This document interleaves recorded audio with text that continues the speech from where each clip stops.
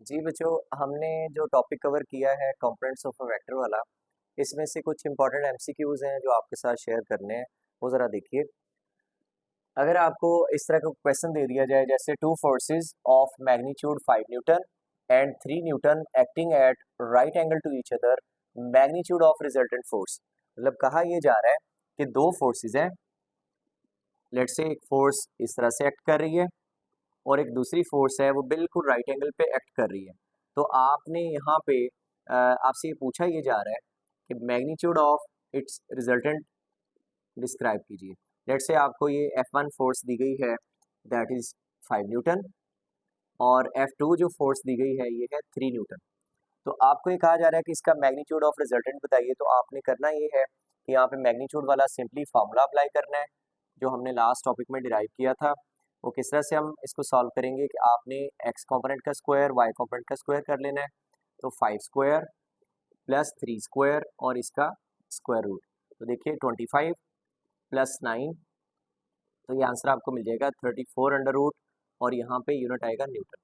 तो अगर आपको कुछ ऑप्शंस दिए जाएंगे तो उसमें से ये वाला ऑप्शन आप क्लिक करेंगे। सही है। ऑप्शन नंबर 2 देखिए, force of magnitude 10 newton acting along x axis. एक फोर्स है जिसका मैग्नीट्यूड है 10 न्यूटन और वो सिर्फ एक्स एक्सिस में एक्ट कर रही है। मतलब जैसे ये एक बॉडी है, इसको हमने यहाँ से एक रस्सी से बांध लिया है और सिर्फ इसे स्ट्रेट डायरेक्शन में आप खींच रहे हो।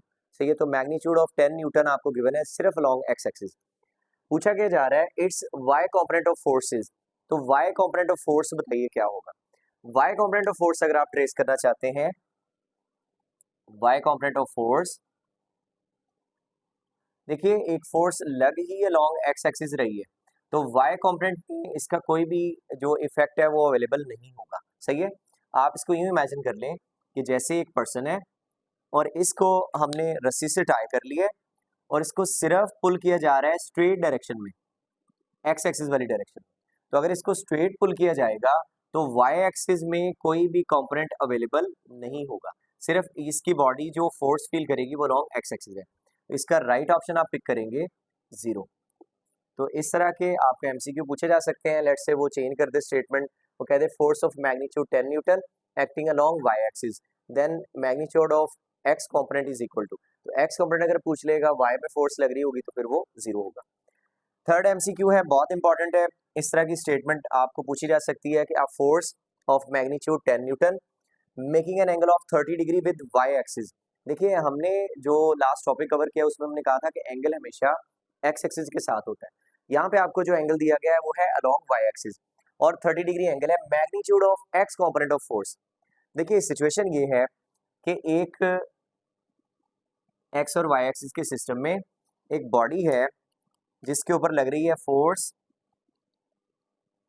कुछ उसका मैग्नीट्यूड गिवन है, जैसे हमने कहा 10 न्यूटन है, और ये 30 डिग्री पे एक्ट कर रही है विद वाई एक्सिस। सही है। तो वाई एक्सिस के साथ आपको एंगल गिवन है, एफ फोर्स का एंगल वाई एक्सिस के साथ गिवन हो तो इस सिचुएशन में आपको कहा जा रहा है magnitude of X component, magnitude of X component trace कर लीजिए। तो आप इसको ट्रेस करने के लिए जो मेथड यूज करना है, देखिए हमें एंगल चाहिए एक्स एक्सिस के साथ, और एक्स एक्सिस का एंगल अगर आप वाई कंपोनेंट के साथ देखें तो टोटल है 90 डिग्री।